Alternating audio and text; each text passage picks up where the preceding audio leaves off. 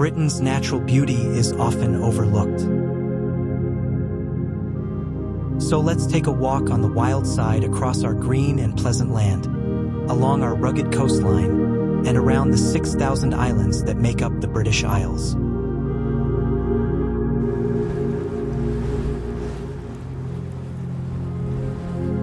Over the course of one dramatic year, we'll follow the extraordinary wildlife that exists right on our doorstep, from the familiar to the surprising. We share this truly special part of the planet with millions of animals.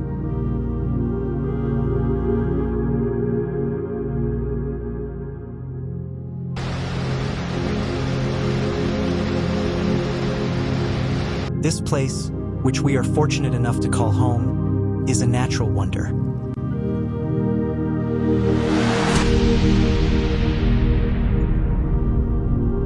Britain's coasts, stretching 11,000 miles of rugged wilderness, are formed by battering seas and relentless winds.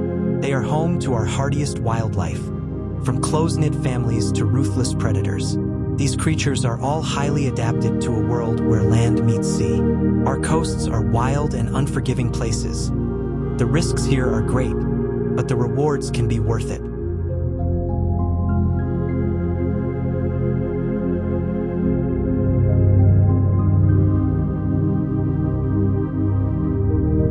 We all live within 70 miles of the seaside, and in warm weather we love a trip to the beach.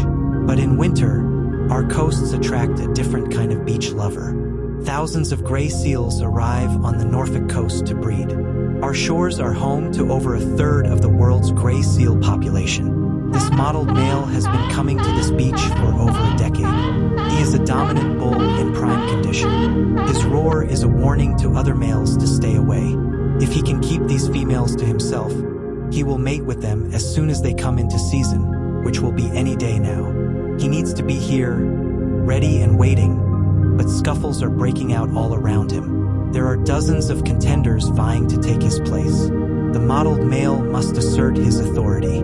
Belly slaps send shock waves through the sand, showing off his immense size. But not everyone backs down. It's time to show them who's boss.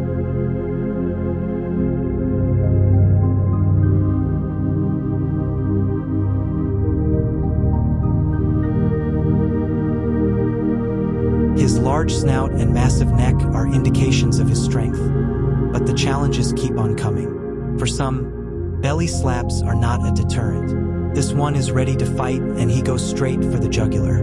The mottled male responds with dagger-like teeth, tearing through 7 centimeters of blubber. The challenger soon backs down, but others keep coming, and this one's even bigger.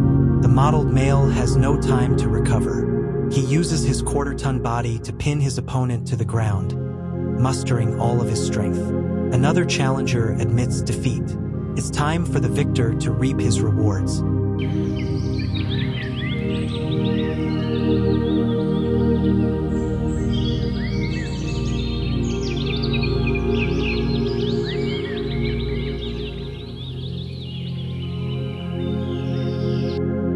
This female gave birth 2 weeks ago and is now ready to mate. She offers some encouragement. Females only have 1 pup a year, so the bull takes his chance despite the lack of privacy.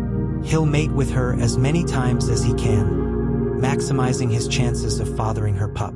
He may mate with several females in a single day and should father a number of pups, but there's a price to pay. He doesn't eat for up to 7 weeks while he defends his stretch of beach and could lose a quarter of his body weight. Few seals manage to stay at the top for more than a year. In the next few weeks, this beach will fill up with more and more pups, and more fights will break out. The breeding season is just getting started.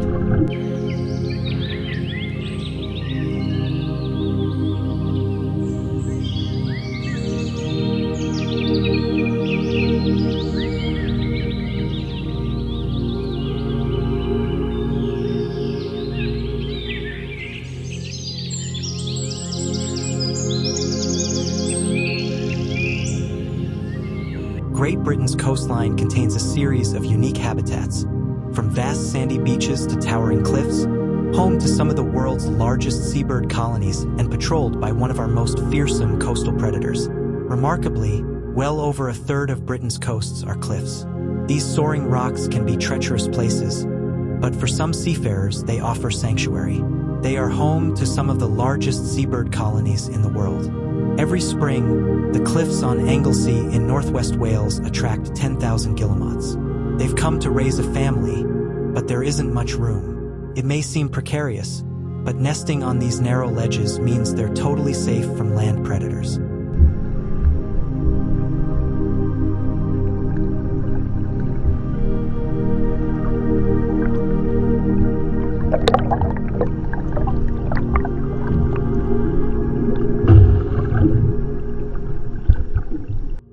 This pair has returned from 8 months out at sea. They mate for life and could be together for 30 years. Luckily, they found a safe place to lay their single egg, or so it seems. This wealth of life attracts one of our coast's top predators, the great black-backed gull. With wings over 1.5 meters wide, 3 times the size of a guillemot, these are formidable hunters. The largest of all the gulls, they rule the skies. They've come to these cliffs to steal. With a family on the way, the guillemot pair need to be on their game. While the female guards their valuable ledge, the male prepares to head out to sea. But pirates are circling, waiting for the opportunity to steal a catch.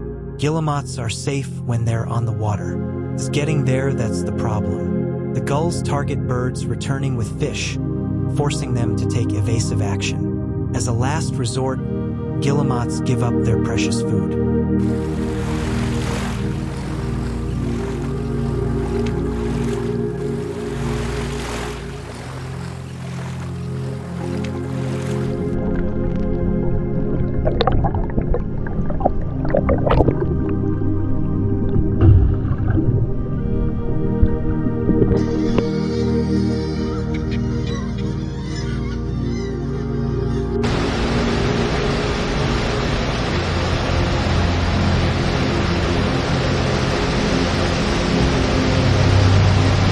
Stakes are high for the gulls too.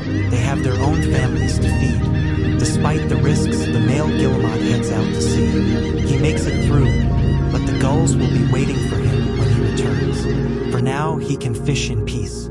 His short, powerful wings are perfect for swimming, and he can dive 150 meters beneath the surface. Fishing is the easy part. Now he's got to get back to the cliff. He stays close to the water, but the marauding gull won't let him pass, pushing him to drop his catch. This gull gives up, but another gives chase. He's made it, and the female has laid her egg. Soon enough, there will be another mouth to feed, requiring even more fishing trips. The pair will work together to incubate their egg. They must remain vigilant. The gulls aren't going anywhere.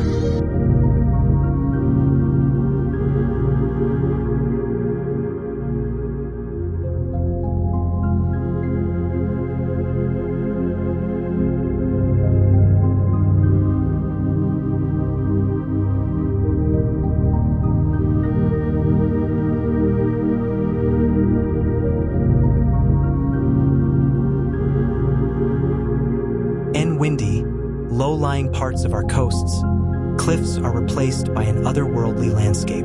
Sand blown in off broad beaches catches in coastal grasses, creating undulating peaks and troughs. Dry and seemingly barren places, sand dunes. But here on the Sefton coast, just north of Liverpool, the dunes are home to a little dinosaur. He's a male sand lizard. This vivid reptile may look like something found in the tropics, but he's very much at home in our British dunes. He's on the hunt for food.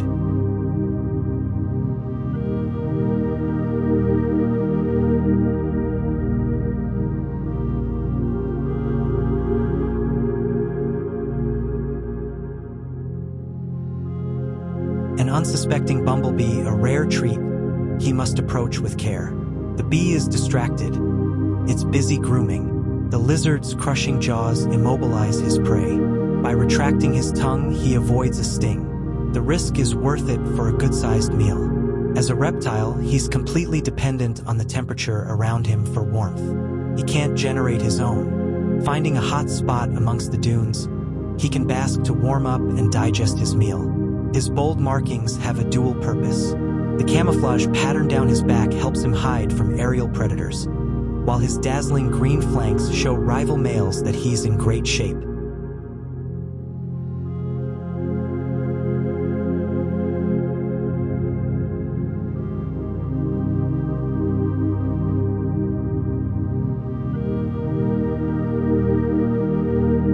Right now, it's the breeding season. He's gonna have to brave the open sand if he wants to find a mate.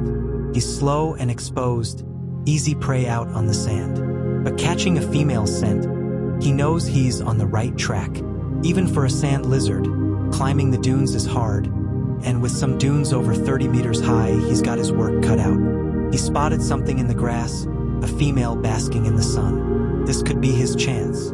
But something wakes her, a kestrel, the ultimate lizard predator. Seeing it, the female beats a hasty retreat.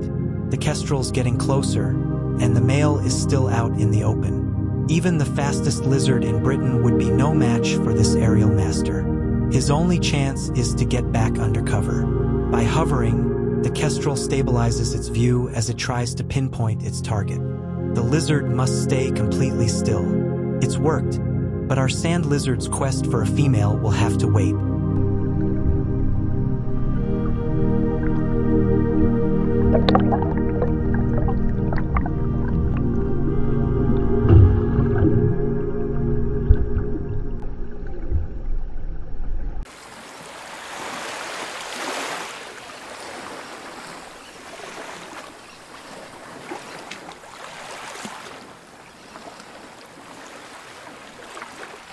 Britain's dunes are home to extraordinary specialists that can only survive in these dry, sandy places. On the Dorset coast, a tiger beetle, a predator perfectly adapted to this sandy underworld, has large eyes to spot its prey, powerful mandibles to catch and crush it, and long, speedy legs that make these the fastest running insects in the world. It's found the perfect nursery, though its young has a face only a mother could love. It too is a voracious carnivore with jaws to match, but like most young insects, this larva is left alone to fend for itself, and unlike its mother, it can't go anywhere.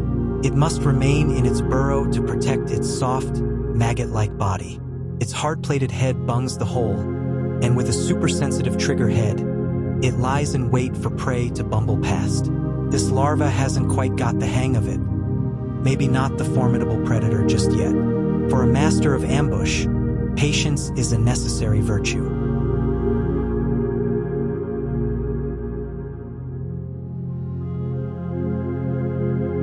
Our towering coastal cliffs can be hundreds of meters high and difficult to climb. For mountaineer Jim Langley, it's the thrill of a lifetime. With his partner Jamie, he climbs the world-renowned sea cliffs in Anglesey. Unlike Jim, the animals that live here have no safety gear. For them, it's a life-or-death struggle to cling to these near-vertical rocks. These cliffs may be treacherous for humans, but for some, they provide the perfect home. Our cliffs are one of the most adventurous and exciting places to climb, but for the birds that live here, it's the safest place to raise a family. By midsummer, the guillemot colony on Anglesey is in full swing. After over a month of incubation, guillemot chicks have started to hatch. Each one is vulnerable. One of our largest gulls, the great black-backed gull, is taking advantage of the abundance of food. This formidable bird is more than happy to steal a guillemot chick. It's 3 times the size of a guillemot and far more powerful. It swoops into the colony, scattering the guillemots. In the melee, a parent bird is driven from its young. Back at the guillemot ledge, the parent's defenses aren't enough. The great black-backed gull is a fearsome hunter, preying on the vulnerable chicks. The guillemot pair watches over their chick with a renewed sense of vigilance. Every day is a battle for survival as the parents fight to keep their chick safe, working tirelessly against the ever-present threat of predation.